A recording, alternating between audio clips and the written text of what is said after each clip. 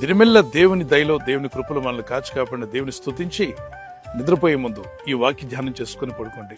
నూనెతో నా తల అంటి ఉన్నావు, నా గిన్నె నిండి పొర్లొచ్చున్నది.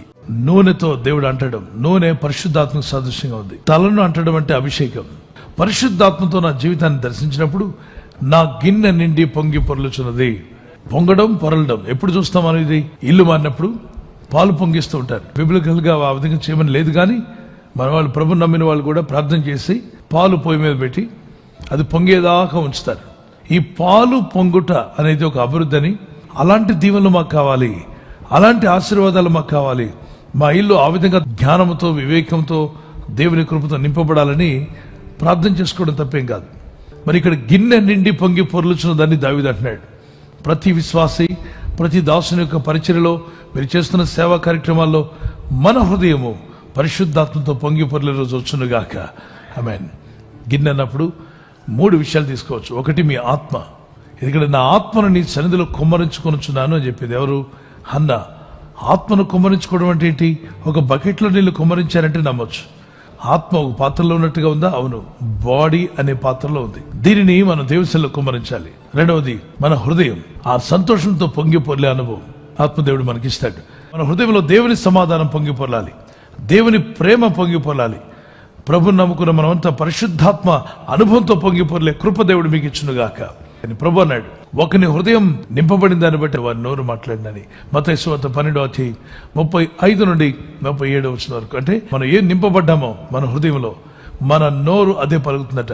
కాబట్టి మనం నింపబడదాం, దేవుని వాక్యంతో నింపబడదాం, మన హృదయాన్ని వాక్యంతో నింపుకుందాం. ప్రభు అంటాడు, నీ హృదయం అనే పలక మీద ఈ వాక్యాలు రాసుకోమని సామెత 3-4 వచనాల్లో, ద్వితీయోపదేశకాండం ఎంతో స్పష్టంగా 11-18-19 వచనాల్లో ఈ వాక్యాలు మీ వేళ్లకు, మీ హృదయంలో, నీ మనస్సులో కూడా ఉండాలి. మీ కన్నుల నడుమ బాస్కముల వలె ఉండాలి.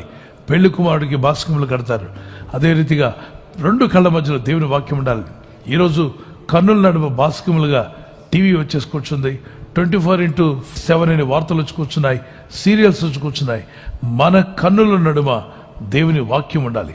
వాక్యం మన జీవితాలను బలపరుస్తుంది. వాక్యమును మన హృదయంలో నిండనిచ్చామనుకోండి, అది పొంగి పొర్లే అనుభవంలోకి దేవుడు మనం తీసుకొస్తాడు. ఒకటి పరిశుద్ధాత్మ దేవుని యొక్క అనుభవం, వాక్యంతో హృదయం నింపుకునే అనుభవం, ప్రార్థనతో దేవునిలో మరుపెట్టి స్తుతించే అనుభవం. ఈ 3 అనుభవాలుంటే మీ జీవితం తప్పనిసరిగా పొంగి పొర్లే అనుభవంలోకి వచ్చేస్తారు. Praise the lord. ప్రార్థిద్దాం. దేవుని అభిషేకం మనలను ఆ విధంగా నడిపిస్తుంది, ఆత్మపూర్ణులుగా చేస్తుంది. దేవునికి సమస్తం సాధ్యమైన వారు చేయతండి. Yes, will pray. చేతులు ప్రభు అయిపోతే కళ్ళు మూసుకొని ప్రార్థన చేద్దాం. పరిశుద్ధుడా, నీ నామములో ప్రార్థన చేస్తున్నాను. నీ ప్రజలను దీవించేవాడు, ఆశీర్వదించేవాడు నీవే. నాయన, నీ ప్రజలను దీవించండి, బలపరచండి, పొంగి పొర్లే అనుభవం వారికి దయచేయండి. Lord, help every child of God, every one of us to have a overflowing experience in our life. Father, ప్రభు, మేము ఇంతటితో ఆగిపోకుండా నిరంతరం ప్రార్థించేవారుగా ప్రార్థనాత్మనివ్వండి. ప్రభు, ఉద్దేశంలో సఫలపరచండి. వారు వర్ధిల్లుటకు మార్గం సరళం చేయండి. ఎలాంటి శోధనలో పడకుండా ఈ దినం ఎదుర్కొనే ప్రతి సమస్య, ప్రతి ఛాలెంజ్ని ఈజీగా, సునాయాసంగా జయించడానికి శక్తి సామర్థ్యాలు నీ కుమారులకు, కుమార్తెలకు యేసు నామములో కలుగునుగాక. ఈ రాత్రి నెమ్మదితో పండుకొని సురక్షితంగా కాపాడబడినట్లుగా నీ అగ్ని కంచి వేసి మమ్మల్ని కాపాడండి. మీ చిత్తములో కొనసాగే కృప అందరికీ దయచేయమని యేసుక్రీస్తు ప్రశస్త నామములో వీరందరికీ చక్కని నిద్ర దయచేసి తెల్లవారు లేచి కృపను మాకిమ్మని క్రీస్తు యేసు నామములో అడిగి వేడుకుంటున్నామా పరలోకపు తండ్రి. ఆమేన్, ఆమేన్.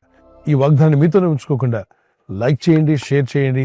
అనేకులు ఈ యొక్క ఛానల్ సబ్స్క్రైబ్ చేసుకోమని తెలియపరచండి. సబ్స్క్రైబ్ చేయని వారు కూడా సబ్స్క్రైబ్ చేయండి. Good night. God bless you.